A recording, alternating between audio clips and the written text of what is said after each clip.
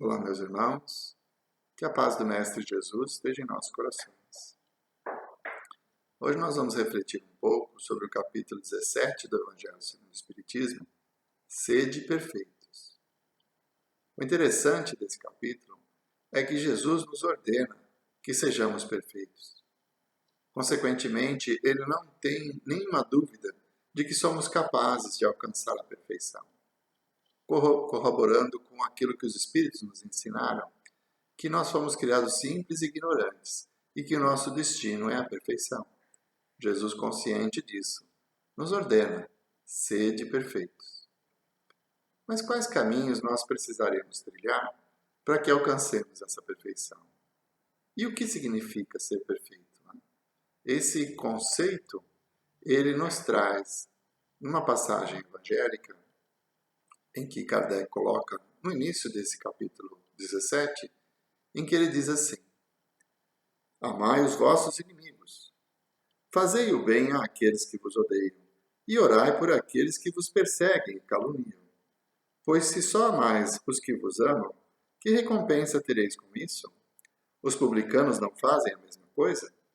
E se saudais apenas os vossos irmãos, que fazeis a mais que os outros? Os gentios também não fazem a mesma coisa? Sede, pois, perfeitos, como vosso Pai Celestial é perfeito. Mateus capítulo 5, versículos 44, 46, 47 e 48. Quando ele coloca, sede perfeitos como vosso Pai Celestial é perfeito, naturalmente, ele não está nos dizendo que seremos deuses. Né?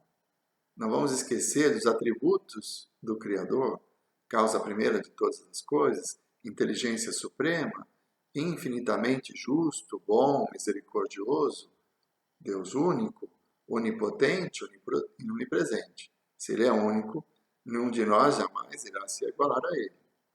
Mas Jesus nos coloca Deus como modelo. Ele fala, sede perfeitos como vosso Pai Celestial é perfeito. Então, nas suas atitudes, nos seus gestos, Deus demonstra a sua perfeição. E, para exemplificar um pouco, vamos nos lembrar de outra passagem do Evangelho, em que Jesus nos diz que Deus faz nascer o sol sobre justos e injustos. Então, uma das características da perfeição de Deus é a igualdade. Ele não vai privilegiar aqueles que o adoram, não vai perseguir aqueles que não o reconhecem, os ateus, aqueles que não têm fé. Não é a fé em Deus que transforma a nossa vida, mas o nosso comportamento. E ele, como infinita bondade, faz nascer o sol sobre justos e injustos. Então, Jesus coloca um modelo para que nós possamos construir a nossa perfeição. É um modelo de igualdade, não fazendo distinção entre as pessoas. Por isso que ele coloca o início da passagem evangélica amai os vossos inimigos, orai por aqueles que vos odeiam. Porque se nós amarmos apenas aqueles que nos amam, o que fazemos de diferente? E aí ele cita o publicano. O publicano é um grupo de pessoas que faziam a coleta de impostos na época do Cristo. E eles eram considerados pessoas de má vida, porque desviavam recursos, enriquecimento ilícito. Né? Qualquer semelhança é mera coincidência, né, com os políticos de hoje. Mas o que os publicanos, eles representavam uma parte da sociedade que era execrada pelas outras, fariseus, saduceus. Eles não gostavam dos publicanos, consideravam pessoas de má vida. Inclusive tem uma passagem no Evangelho muito interessante, em que Jesus está caminhando dentre a multidão, e Zaqueu, por ser muito pequeno, sobe até uma árvore, e lá de cima queria ver Jesus. E quando Jesus está passando por ele, olha para cima e diz a Zaqueu, Zaqueu, desça daí e vá para a sua casa, porque hoje estarei lá. E Zaqueu era um publicano. Quando esse publicano é escolhido, né, por Jesus para tomar as suas refeições, para estar em seu lar, os fariseus e os outros falaram, nossa, como o mestre pode estar com pessoas de má vida, né? Questionando a sua posição. Mas aí Jesus, na descrição desse momento evangélico, quando se encontra na casa de Zaqueu, ele, pelo comportamento do Zaqueu, diz que mais uma alma estava salva. Quer dizer, não é o fato da pessoa ter más tendências nesse momento que ela não possa se transformar, buscar outros caminhos. Então Jesus diz assim, que essas pessoas de má vida, que são os publicanos, também amam. Aliás, tem uma outra passagem no Evangelho que diz assim, por pior que seja o ser, por maior que seja o mal que habite no seu íntimo, ele ama algo ou alguém. Quer dizer, o amor é uma essência que está dentro de nós, que nos foi dada por Deus na criação. Todos nós temos a centelha do amor. E pelo que Jesus coloca nesse momento, é a prática desse sentimento que vai nos levar à perfeição. Mas é preciso fazer diferente. Se nós amarmos apenas aqueles que nos amam, que recompensa teremos? Então ele fala isso dos publicanos, que são pessoas de má vida, e fala também dos gentios. Gentios são os outros povos não judeus, aqueles que não acreditavam no Deus único, que eram politeístas, então romanos, gregos, entre outras nações, que compunham a sociedade, todas dominadas pelo Império Romano, na época do Cristo. Então, os gentios eram os povos que não eram judeus, que não acreditavam no Deus único. E mesmo eles, não tendo a fé em Deus, também amam algo, alguém. E amar aqueles que nos amam não nos torna diferentes. Jesus nos convida para que sejamos diferentes, amando aqueles que não nos amam. Lendo esse trecho e refletindo sobre ele, eu me lembrei de um momento em que Adenauer Novaes, um psicólogo, palestrante espírita, autor de alguns livros, ele esteve na nossa região e fez uma palestra em Agudos. E eu estava presente nessa palestra. Então, ele estava falando justamente sobre o amor. E foi muito interessante que, num dado momento, ele olha para um casal que está à sua frente, sentado ali na primeira fila, e pergunta, vocês são casados? E o marido responde, sim, somos casados há mais de 20 anos. Né? E ele sorri e diz para o marido assim, você ama a sua esposa? E o marido se enche de emoção e responde com todo o meu coração. Aí Adenauer, ele dá aquele sorrisinho que só os soteropolitanos, né, os nascidos em Salvador, na Bahia, têm. Aquele sorrisinho e olha para o senhor e diz assim, e se ela fugisse com o seu melhor amigo, você continuaria amando? Naturalmente, o senhor não respondeu. Ficou constrangido. Mas todos nós refletimos sobre aquela ação. Quer dizer, enquanto a esposa corresponde ao nosso amor, nós a amamos. Mas quando ela não corresponde mais, qual o sentimento que nós vamos ter? Se acontecesse conosco, se a nossa esposa escolhesse o nosso melhor amigo e resolvesse ter uma vida com ele, deixando de viver conosco, como seria? Qual sentimento nós iríamos desenvolver em relação a eles, tanto o amigo quanto a esposa? A esposa é um espírito afim e que nós nos encontramos nessa encarnação e decidimos compartilhar nossa vida. Pelo sentimento que temos um pelo outro, nós oferecemos um ao outro o melhor de nós, com o desejo de que o outro seja feliz. Então, a esposa é alguém que nós amamos, que nós desejamos compartilhar a vida, as coisas boas, as coisas ruins, como estão previstas, né, naquele juramento que nós fazemos quando casamos na Igreja Católica. Eu passei por essa experiência de prometer que seria fiel na alegria, na tristeza, na doença, na saúde, enfim. Aquele juramento que nós fazemos. Então, nós temos esse sentimento, esse desejo de compartilhar a vida. E o nosso amigo, quem é? É alguém com quem nós temos uma grande afinidade também. Nós chamamos de amigo aquela pessoa que nos dá alegria, que nós temos o desejo de abraçar quando nos encontramos. aquela pessoa com quem nós nos preocupamos se está bem, se está necessitando de alguma coisa, e a quem nós confiamos as nossas confidências, é o ombro amigo, a palavra serena, que nos ajuda a conduzir as nossas vidas. Então, alguém que nós amamos. Naturalmente, a palavra é a mesma, amor, mas o sentimento é diferente. Mas uma afinidade, uma alegria de compartilhar.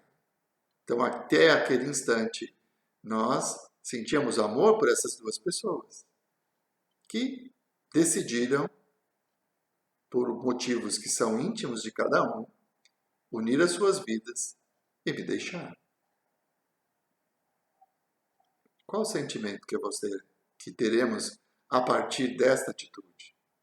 Quando a pessoa a quem nós dedicamos a nossa vida, que é a nossa esposa, e aquele em quem nós confiamos plenamente, que é nosso amigo, decidem se unir e seguir uma vida sem mim, qual o sentimento que eu vou ter em relação a ele?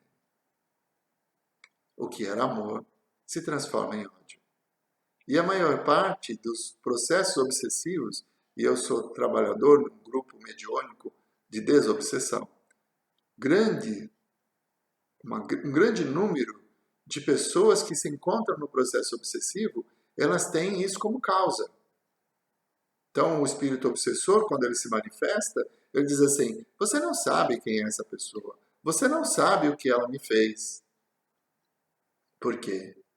O nosso orgulho não aceita que o outro não nos ame na mesma intensidade que nós o amamos. Essa é a grande questão. Jesus nos pede para fazer diferente. Para que, como Deus que é perfeito e faz nascer o sol sobre justos e injustos, nós também amemos a todos. E não desenvolvamos dentro de nós esse sentimento de ódio. A traição que gera um desconforto por causa do orgulho, o orgulho ferido, de onde já se viu fazer isso comigo, não é? O que os outros vão dizer, olha a vergonha que eu estou passando diante da sociedade. Tudo isso é manifestação do nosso orgulho e que nos leva a desenvolver um sentimento por aquelas duas pessoas que eram muito amadas por nós até instantes antes. Um sentimento de ódio que nos leva a construir dentro de nós algo muito negativo, as algemas que nos aprisionam e que nos impedem de viver, porque o ódio e o desejo de vingança acaba nos tornando pessoas escravas desse sentimento. E nós não conseguimos ver as coisas boas da vida, porque imaginamos que a nossa felicidade foi usurpada pela ação do outro.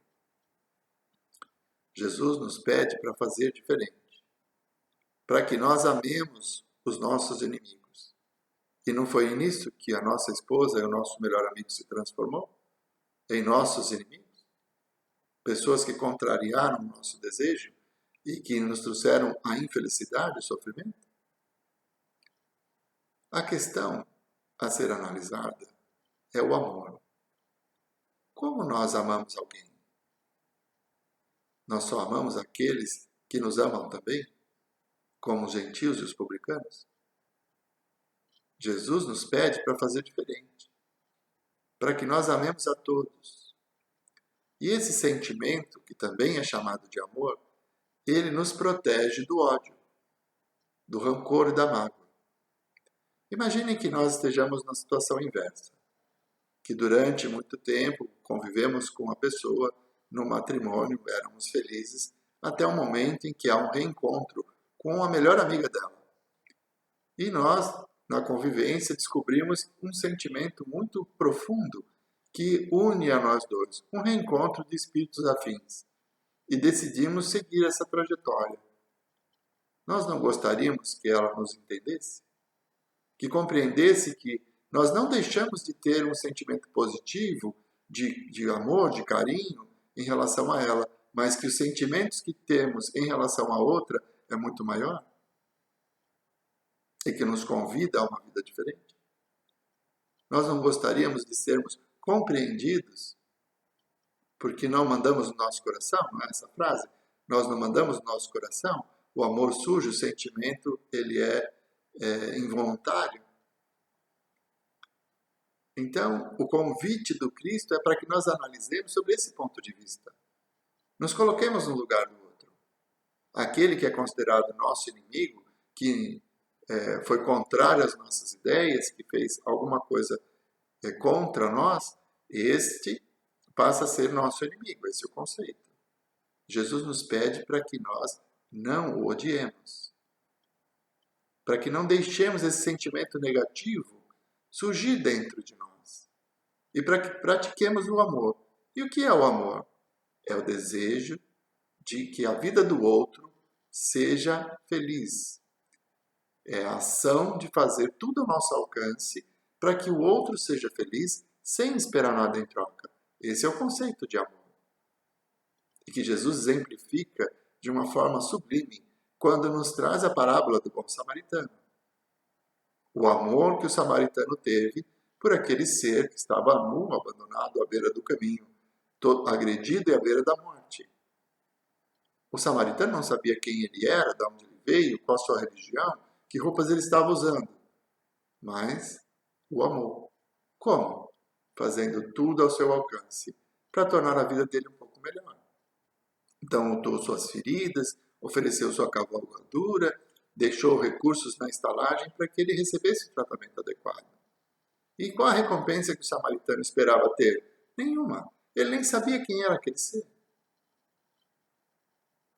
Então, esse é o verdadeiro sentimento de amor. Quando nós desejamos o bem de alguém e fazemos tudo ao nosso alcance para que esse ser seja mais feliz. Não existe na lei, que é trazida pelo Cristo, uma cláusula que diz assim, que aquele que nós amamos tem que nos amar também. Não existe. Jesus nos pede para que amemos os nossos semelhantes. Não ordena que nós amemos os nossos semelhantes que nos amam também. Esse é o conceito. E fazer diferente nessa circunstância, que é muito difícil, porque nós estamos vivendo no mundo de provas e expiações. Então trazemos muitos atavismos e coisas, sentimentos e situações do passado que ainda nos magoam, nos machucam. Nós somos espíritos imperfeitos. Estamos no primeiro degrau da evolução. Né? Mal deixamos de ser espíritos primitivos para viver nesse mundo. Então nós ainda trazemos muito a aprender. Por isso que é tão difícil. Mas o caminho da perfeição passa pelo exercício do amor. Essa centelha divina que foi colocada em nós quando Deus nos criou. E quando nós soubermos usá-la, então nós vamos estar nos aproximando da perfeição. Quando nós compreendemos, apesar da dor, do sofrimento, vamos ser hipócritas aqui dizer que a pessoa com quem nós escolhemos viver a vida decidiu viver com outra pessoa, que isso não vai nos ferir. Vai, claro que vai. É uma prova pela qual nós estamos passando.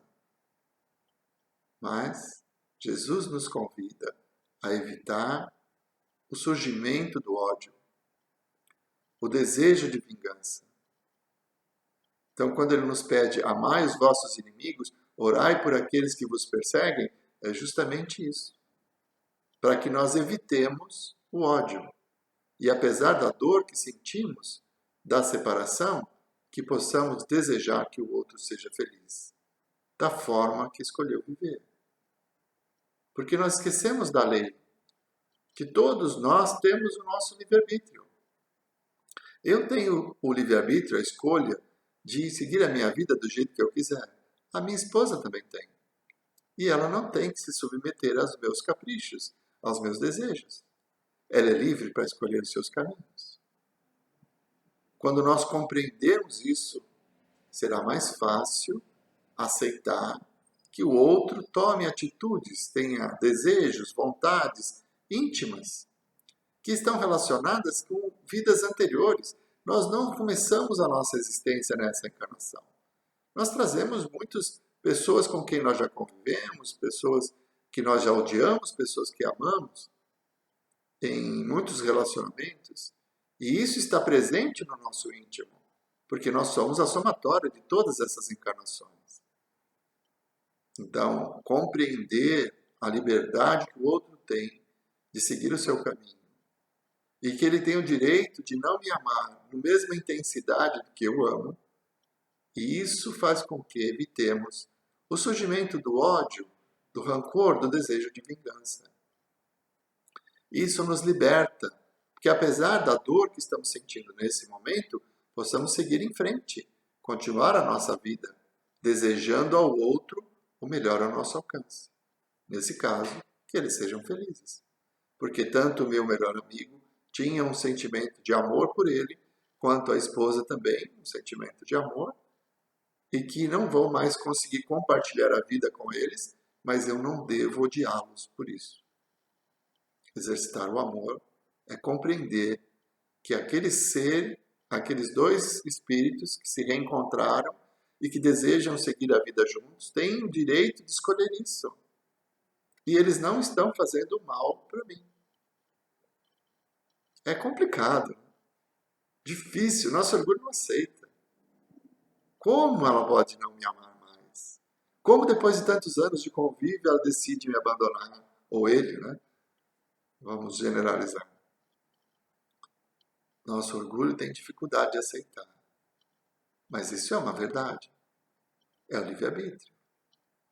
E se nós passarmos por essa prova de uma forma serena, apesar da dor gerada pela separação, conseguirmos evitar o ódio em nossos corações, estaremos dando um passinho a mais na construção da perfeição.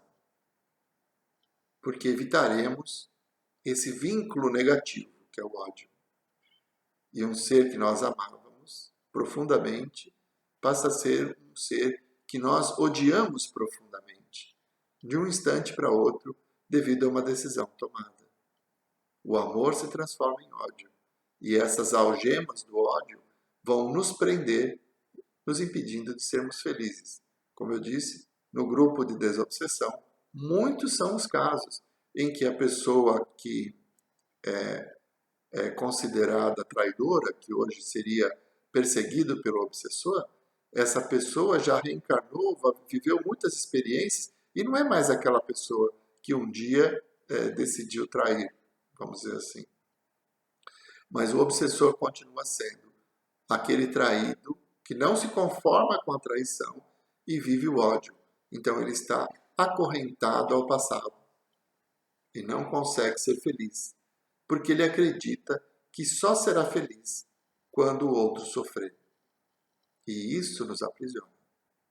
Por isso Jesus nos convida para fazer diferente, para que possamos amar aqueles que não nos amam ou que não correspondem aos nossos desejos. Essa grande lição trazida por essa passagem do Evangelho: amar aqueles que nos odeiam, porque as pessoas não são obrigadas a nos amar no mesmo grau, na mesma intensidade. E quando nós conseguirmos evitar o surgimento do ódio, do rancor, nós vamos seguir em frente, porque essa dor vai passar. Quanto maior for a nossa compreensão de que todos são livres para escolher seus próprios caminhos, mais fácil será, ou menos tempo durará, a dor, a contrariedade pelo nosso amor não ter sido correspondido. Reflitamos sobre isso. Amai os vossos inimigos. Orai por aqueles que vos caluniam. Jesus fala isso em alguns momentos. E hoje nos trouxe a reflexão. Esse capítulo do Evangelho também traz uma descrição do que seria a pessoa de bem. O termo usado por Kardec é o homem de bem. Mas eu coloquei pessoa porque não posso ser, assim, em relação às mulheres, né? Não posso ser preconceituoso. Não é só o homem que vai ser de bem, é o ser. Então, pessoas de bem. Mas é assim, lógico, o homem como ser humano, né? O homem de bem. E ele traz uma série de características sobre como seria uma pessoa de bem. E ela fala da justiça, do amor, da caridade. Kardec vai trazendo uma descrição de comportamentos em relação ao outro, sempre nos trazendo meios de conviver com as diferenças. E é muito rico essa descrição, e que nós deveríamos já saber de cor, né? Porque é uma meta a ser atingida, né? Para que nos tornemos uma pessoa de bem. Então, essa é a nossa meta. Nós deveríamos já saber de cor esses conceitos, mas não sabemos ainda. Aliás, quando lemos, achamos difícil de colocá-los em prática plenamente. Então vamos lá. O verdadeiro homem de bem é aquele que pratica a lei de justiça, de amor e de caridade em sua maior pureza, quando interroga sua consciência a respeito de seus próprios atos. Pergunta-se se não violou essa lei, se não fez o mal, se fez todo o bem que podia, se negligenciou conscientemente uma oportunidade de ser útil, se alguém tem do que se queixar dele. Enfim, se fez ao outro tudo o que queria que se fizesse por ele. Esse primeiro parágrafo já nos traz um resumo de tudo aquilo que nós precisamos transformar em nós, para que sejamos uma pessoa de bem. Né? Pratica a lei de justiça, amor e caridade. Nossa! Será que em todas as situações do nosso cotidiano nós conseguimos praticar essa lei? Quando alguém nos fecha no trânsito ou rouba a nossa vaga no estacionamento. Nós estamos chegando lá no supermercado, todas as vagas estão tomadas, só tem aquela vaga. Aí a gente está se direcionando à vaga, já até acendeu a seta e o outro vem e entra de uma vez e toma a nossa vaga. Será que a gente vai ter caridade em relação a ele? Quais sentimentos nós vamos desenvolver? Conforme a intensidade da nossa contrariedade e a vontade de bater no rapaz que surge no nosso íntimo, isso vai mostrar o quanto nós estamos afastados ainda de sermos uma pessoa de bem. Porque quem pratica a lei de justiça, amor e caridade compreende o outro e aceita. Então, ele vai se preocupar em fazer para o próximo aquilo que nós gostaríamos que ele nos fizesse. Essa é a nossa preocupação. Será que nós conseguimos vencer o nosso egoísmo a esse ponto? Pensemos nisso. Ele tem fé em Deus, em sua bondade, em sua justiça, em sua sabedoria. Sabe que nada acontece sem sua permissão. E submete-se à sua vontade em todas as coisas. Quando o fariseu pergunta a Jesus, qual o maior mandamento? Jesus responde, amarás vosso Deus de todo o vosso coração, e ao próximo como a si mesmo. Fazei ao próximo aquilo que gostarias que vos fosse feito. Assim é a lei e os profetas. Tudo se resume a isso. Então, Jesus nos convida a amar a Deus. E se nós amássemos a Deus plenamente, nós íamos aceitá-lo. Íamos aceitar a sua lei de justiça, a sua misericórdia que nos oferece o necessário a cada momento. Então, uma pessoa de bem, um homem de bem, ele vai ter resignação diante da vontade de Deus, porque exerce esse amor plenamente. Então, por maior que seja a dor que a vida está me oferecendo nesse momento, eu vou ser grato a ela, porque ela veio me ensinar algo que eu ainda não sabia. E Deus, na sua infinita misericórdia, me deu a dor na intensidade que eu consigo aceitá-la e que vai me favorecer.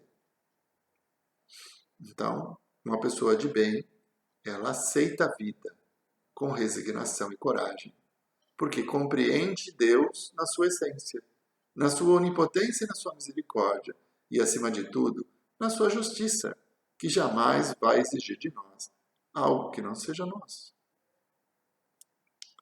Sabe que de todas as vicissitudes da vida, todas as dores, todas as decepções, são provas e expiações, e as aceita sem reclamar.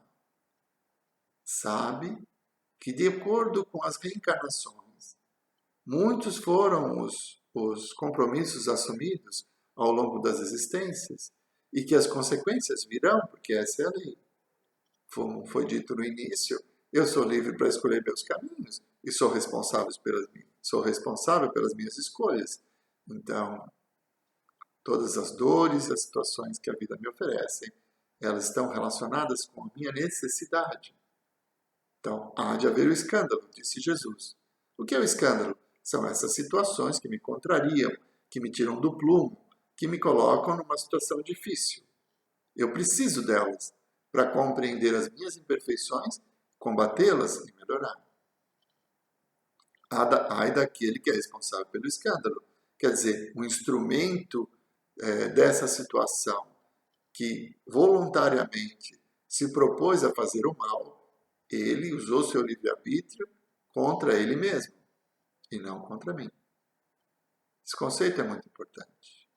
Ninguém faz mal para mim, além de mim mesmo, porque a cada um será dado segundo as suas próprias obras. Então, aquele que é motivo de escândalo fez para si e irá um dia resgatar, segundo a vontade e a misericórdia do Pai. Mas no momento em que ele me contraria e que ele me coloca numa situação de dor, ele está sendo um instrumento para que eu evolua. Porque o escândalo é necessário para que eu compreenda as minhas necessidades evolutivas. Por isso, provas, que são aquelas que são conscientes, eu desejo passar por elas porque compreendo a minha imperfeição e quero passar pela situação para provar que eu evoluí. E as expiações, que são situações difíceis, que vêm me contrariar também, mas que vão me mostrar defeitos que eu ainda não admito que tenho. Essas são as expiações. Então, a pessoa de bem aceita as provas, aceita as expiações, porque compreende a misericórdia do Pai que nos ofereceu o necessário a cada instante, com justiça e amor. O homem compenetrado pelo sentimento de caridade, de amor ao próximo, faz o bem pelo bem, sem esperar retorno. Devolve ao mal o bem, toma a defesa do fraco contra o forte e sempre sacrifica seu interesse pela justiça. O homem de bem se preocupa com o outro. Não é? Que a mão direita não saiba o que faz a mão esquerda. Quando ajuda alguém, ajuda pelo desejo de ajudar e não espera nada em troca. Então, percebe o fraco, percebe as suas condições de atendê-lo e então faz tudo ao seu alcance. Lembra do samaritano? Aquele ser que estava caído no caminho era o fraco. Ele tinha condições, meios para reerguê-lo e o fez. O que ele esperava em troca? Nada. Nem o reconhecimento, nem um aplauso. Enfim, nós vamos exercer a verdadeira caridade, que é benevolente, que é indulgente e que perdoa. Benevolente porque faz por amor, deseja que o outro seja feliz e vai fazer tudo ao seu alcance para isso.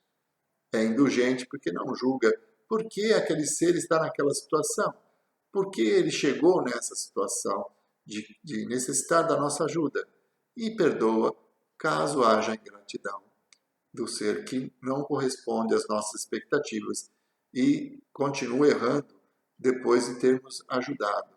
Então, o perdão ele é importante para evitar que nós desenvolvamos um sentimento negativo em relação à pessoa a quem nós ajudamos. Eu fiz tudo por aquele ser, e aí? O que ele me virou as costas? É um direito que ele tem.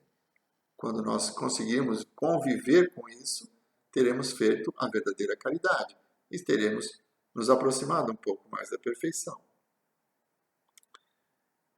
Ele é bom, humano, benevolente com todo mundo, sem distinção de raças nem de crenças, pois considera todos os homens como irmãos. Esse conceito de igualdade, para nós espíritas, ele é muito mais fácil de ser entendido. Né? Por quê? Independente da roupa que nós estamos usando, todos somos espíritos. Somos iguais, criaturas de Deus. Então não podemos fazer distinção entre raças, em credo. Essa pessoa é da Igreja Católica, mas ela está passando por necessidade, então o centro espírita não vai oferecer para ela uma cesta básica porque ela é da outra religião. Claro que não. Não há distinção de credo, de raça. Somos todos espíritos em evolução. E quando aquele ser necessitado passa pelo nosso caminho, é porque nós somos um instrumento para ajudá-lo. E ele é um instrumento para que nós, vencendo o nosso egoísmo, possamos evoluir. Respeita no outro todas as convicções sinceras e não lança anátemas àqueles que não pensam como ele. Aceita as diferenças. Aceita o livre-arbítrio. Eu posso ser aquilo que eu quiser ser, desde que suporte as consequências das minhas escolhas. É assim que é a vida. E eu tenho que olhar para o meu irmão na mesma condição. Então, é uma relação muito importante essa, de aceitar que o outro tem a liberdade de escolher seus caminhos. O livre-arbítrio não foi dado só para mim. Deus criou a todos livres, para que todos escolham seus caminhos. E tenham, naturalmente, a responsabilidade por eles. Em todas as circunstâncias, a caridade é seu guia. Diz a si mesmo que falta com o dever de amor ao próximo e não merece a clemência do Senhor aquele que causa prejuízo a outrem através de palavras malévolas, que fere e suscetibilidade de alguém por orgulho e desdém, que não recua à ideia de causar uma pena, uma contrariedade, mesmo leve, quando pode evitá-la. É aquele que faz questão de impor a sua vontade. Então, o orgulho é que comanda. Eu estou certo e você tem que aceitar. E vai discutir, e vai se impor. Eu sou o patrão e você tem que me obedecer. Você tem que fazer aquilo que eu desejo. Sem caridade, sem compreensão. Então, essa pessoa se afasta da perfeição. Ou a pessoa de bem aceita o outro e procura ajudá-lo. Quando é superior, compreende os seus subordinados, oferece a eles as instruções necessárias para que todos possam realizar suas tarefas num ambiente salutar, saudável. Quando é subalterno, compreende a sua responsabilidade e busca fazer o melhor a seu alcance, dando tudo de si para que todo o conjunto funcione bem. Então, a pessoa de bem, ela tem a humildade de aceitar a sua própria condição e trabalha em benefício de todos, tá? Sem prejuízo de ninguém. Fazer ao próximo aquilo que você gostaria que você fizesse. Então, se você fosse o dono da empresa e tivesse te contratado, pagando um salário combinado, que você aceitou, portanto é justo, e ele esperaria que você fizesse o melhor ao seu alcance. É isso que você tem que fazer. O melhor ao seu alcance, em todas as circunstâncias. Enfim, são muitas as características do homem de bem. Mas é interessante que o Kardec ele fecha essa descrição dizendo assim: isso não é a enumeração de todas as qualidades que distinguem o homem de bem. Ainda assim, quem quer que se esforce para consegui-las está no caminho que conduz a todas as outras. Isso quer dizer o quê? Que pela nossa evolução, pela limitação que nós nos encontramos, por estar no mundo de provas e expiações, existem outras virtudes que nós ainda não compreendemos, que elas estão longe do nosso alcance. Então, nós precisamos evoluir um pouco mais para alcançar novos objetivos, porque o progresso é infinito. Então, hoje, no mundo que nós vivemos, na condição que nós nos encontramos, essas são as principais características que precisamos atingir. Mas quando nós atingirmos esse grau, conseguirmos ser uma pessoa de bem, então teremos ainda um desafio maior, que será revelado a partir da nossa desmaterialização, né? Quando diminui as limitações que o corpo nos traz. Então, não é só isso. Temos que evoluir ainda mais. E para nós espíritas, a questão se agrava um pouco. Por quê? Para as pessoas não espíritas, elas não acreditam na reencarnação, acreditam que a vida começou ao nascer, que vai terminar ao morrer. Para o materialista, a ética seria a sua baliza, porque ele não tem futuro. Para o espiritualista, quer dizer, aquele que acredita na continuidade da vida, mas que não aceita a reencarnação, então ele nasceu, vai viver uma experiência que vai determinar o seu futuro por toda a eternidade, seja para os paraísos das pessoas boas, para o purgatório das pessoas mais ou menos, e para o inferno dos maus. Não é? Então, para eles, esta vida única, ela torna a compreensão da justiça, da misericórdia do Pai um pouco difícil. Por quê? Por que uns nascem pobres e outros nascem ricos? Por que uns nascem saudáveis e outros nascem doentes? Sem a feira das reencarnações, a compreensão da lei de causa e efeito, isso fica muito difícil. Então, para nós espíritas, que já temos esses conceitos no nosso conhecimento, que já vivenciamos o Evangelho de uma forma mais ampla, compreendendo as dimensões dos ensinamentos do Cristo diante da imortalidade, a responsabilidade é ainda maior. Então, um espírita, um bom espírita, ele tem todos os atributos do homem de bem e tem também a responsabilidade do conhecimento da eternidade da vida, da continuidade, da imortalidade, do espírito. E isso nos traz conceitos e responsabilidades muito maiores. Por quê? Aquele espírita que não perdoa, ele tem um compromisso maior do que aquele que não é espírita e não perdoa. Porque o espírita que não perdoa sabe que essa animosidade, que esse ódio que ele sente vai perdurar mesmo depois da morte. E se ele tem desejo de vingança, então, nem se fala. Isso vai aprisioná-lo. Por quê? Sabemos da lei de causa e efeito, sabemos da reencarnação, conhecemos o Evangelho sob o prisma da imortalidade. E isso nos traz uma condição melhor para perdoarmos aqueles que nos ofenderam. Porque compreendemos que o perdão faz bem a nós, nos liberta. Os não espíritas, eles não têm esse conceito. Acham que a morte acabou. Então desejam até que aquele que os ofendeu vá para o inferno. Não é? Por quê?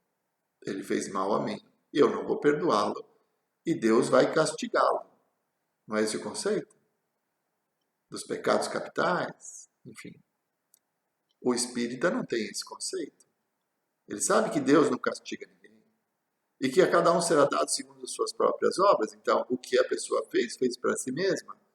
E nos cabe orar por ela, para que ela encontre um caminho melhor e tenha forças para resgatar as consequências dos seus erros. Esse é o amor ao próximo. Então, ser um bom espírita reúne todas as características da pessoa de bem diante da imortalidade. E isso aumenta a nossa responsabilidade. É por isso que o Kardec define, que reconhece-se um bom espírita como verdadeiro cristão. Um e outro tornam-se o mesmo. O espiritismo não cria nenhuma nova moral. Facilita aos homens a compreensão e a prática da moral do Cristo, possibilitando uma fé sólida e esclarecida àqueles que duvidam e que vacilam. E reconhece-se o bom espírita pelo esforço que faz para combater as suas más tendências. Então nós sabemos das nossas necessidades. Sabemos das oportunidades que a misericórdia do Pai nos ofereceu nessa encarnação para que nos tornemos pessoas melhores. Esse é o nosso compromisso. Isso facilita o caminho do perdão, da compreensão do nosso semelhante. E para fechar esse capítulo, Kardec coloca a parábola do semeador. Que o semeador saiu a semear e algumas sementes caíram pelo caminho, outras ficaram nas pedras, outras foram cercadas pelos espinheiros e algumas caíram em solo fértil. A semente é o Evangelho. Esse convite para fazer diferente. essa revolução moral que Jesus nos trouxe e exemplificou a cada instante em que caminhou conosco nessa terra. Esta é a semente. E o terreno é o nosso coração, que vai abrigar essa semente, para que ela possa crescer e frutificar.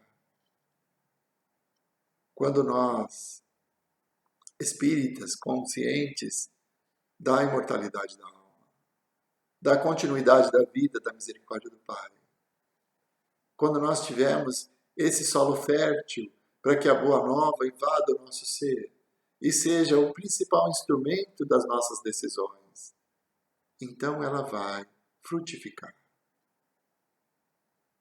Mas à medida em que nós, menos espiritualizados, vivenciemos mais as experiências do mundo, então a semente que está ali, ela não vai florescer.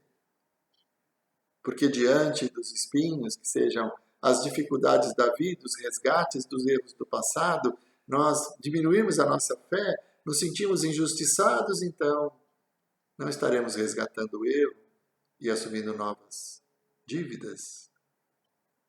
Quando conhecemos o Espiritismo, quando revivemos o Evangelho diante da imortalidade, da lei de reencarnação, e essa verdade nos fascina, mas que na prática não executamos, não conseguimos perdoar o nosso semelhante, não aceitamos as diferenças, então é porque o nosso coração ainda tem as suas pedras e as raízes do Evangelho não se fixam. E aquelas sementes que caíram à beira do caminho são das pessoas que têm contato com a doutrina, que acham maravilhosas, muito lindas, que ficam curiosas pelos fenômenos, mas os mortos falam. Ah, será que eu posso conversar com esse ou aquele ente querido que já desencarnou? Enfim, pessoas que têm contato, mas que não dão a menor importância no convite de reforma íntima que o Evangelho nos traz. Que os nossos corações, então, sejam férteis, sejam terra fértil onde a semente do Evangelho possa germinar. E que os frutos, eles se multipliquem pelas nossas ações, pela caridade que conseguimos praticar, pelo perdão que conseguimos conceder, pela compreensão das diferenças entre as personalidades, enfim, que possamos viver o Evangelho e buscar essa perfeição que Jesus nos ordena. Sede perfeitos, como o vosso Pai Celestial é perfeito. Muito obrigado, meus irmãos. Que a paz do Mestre Jesus permaneça em nossos corações e nos fortaleça nessa caminhada tão difícil de combater as nossas más tendências e de nos tornarmos pessoas cada dia melhores. Muito obrigado.